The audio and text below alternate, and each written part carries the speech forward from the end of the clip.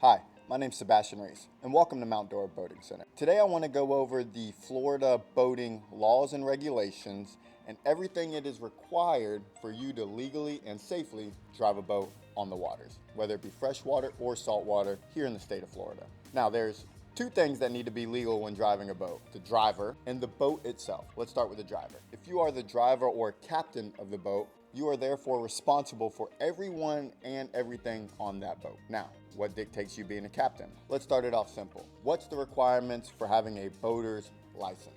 Well, there's technically no such thing as a boater's license. What we have here in the state of Florida is a boater's safety education card. Now, if you were born after January 1st, 1988, you are therefore required to take the boater's safety education course and acquire the card. This is a one-time fee you pay, and it is a lifetime license. You never have to renew it, etc. Now, if you were born before January 1st, 1988, you are not required to have a boater's safety education card. You could quite literally go on any boat and just start driving it legally, as long as the boat's legal. Now, does that mean someone born before January 1st, 1988 qualified to drive a boat?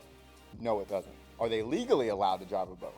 Yes, they are. So as a suggestion, if you were born before January 1st, 1988, while you might be legally allowed to drive a boat, if you were unsure and unsafe and a new boater, I highly suggest you go on and take the boater safety education course, because it will tell you all the rules and laws and help you learn. It's like a boot camp to get out on the water. So you don't really need to ask any questions or anything like that. You can kind of find all the information you need through this course.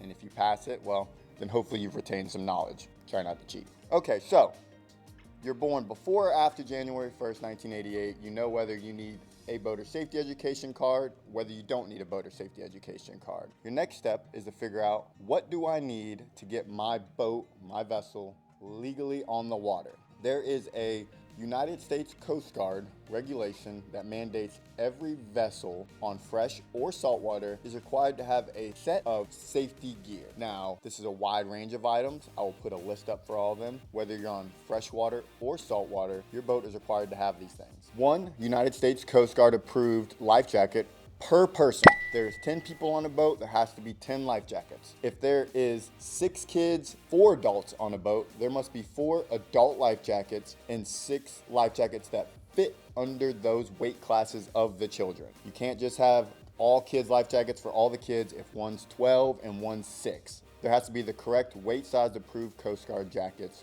for the individual person. In the state of Florida, kids under the age of 6 years old must always wear a life jacket on the boat, no matter if it's moving or not moving. That is a standard law, and to be honest, here at the marina, we say 8 years old just because that's a good age for kids to feel safe and comfortable on a boat with a life jacket on.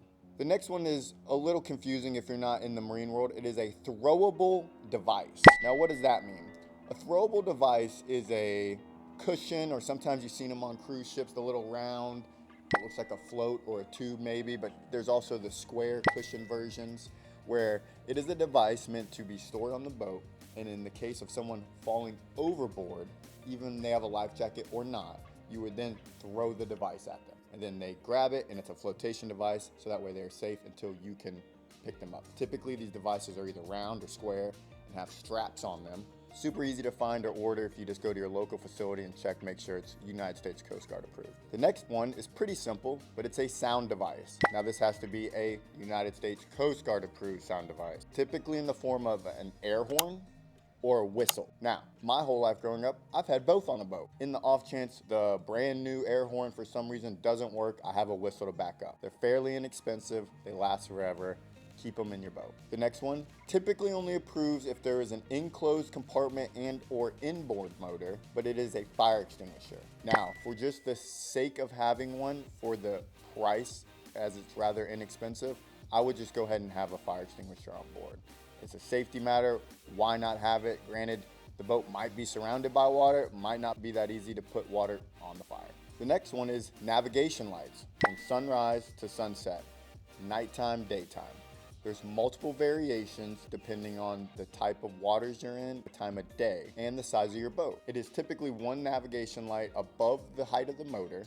It's just one yellow bright light, more or less. And then you have what they call the navigation lights, which is a red and green light that has to be on either the port or starboard side of the boat. And typically most boats come with this standard equipped, but there are attachments you can buy to attach them to your boat if your boat doesn't have one. And the last thing your boat's legally required to have is a valid registration on board, just like you would with a car, as well as decals displayed on the side of the boat. There is a very specific way these decals are supposed to be displayed. You can buy these individual numbers and letters, and there's multiple avenues, and I'll provide some here on the website where you can see how those decals are laid out. It's very simple, very easy. You do it the one time. If they start to fade, you remove them, you replace the numbers. Very simple, very easy. There are some additional items you need for coastal and saltwater here in Florida. The first of which is a visual distress signal for boats over 16 foot long. The second one is a pollution placards for boats 26 feet or over. And the last one is a marine sanitation device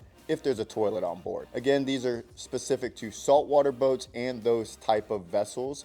The 16 plus foot being common, the 26 foot plus vessel not being as common, so it might not be something you have to worry about, but please, no matter what, check your specific vessel and where you're going to make sure you're fully legal before you get out on the water. And so, just a quick recap. If you have no idea what you're doing and you're going out on the water, you just bought a boat, you've never driven it before, two things you need to consider. Am I legal? Is my boat legal? The I being legal part is, do you have your boater's safety education card if you were born after January 1st, 1988, or if you were born before January 1st, 1988, do you feel comfortable driving that boat? The second thing being the vessel. Is it legal? Do you have all the up-to-date and proper equipment to get out on the water safely and legally? Those things being one Coast Guard approved life jacket per person, all kids under 6 years old wearing their life jackets all the time, throwable type 4 device, a sound device, whether it be a horn or whistle, a fire extinguisher if required for the vessel you have, your navigation lights, and then your valid registration and decals displayed properly. As long as you make sure you have all these things, and if you have any questions, please give us a call or check out our blog article referencing all this information, and it's detailed out every single thing you need to get you out on the water legally and safely. Again, I've been Sebastian with Dora Boating Center.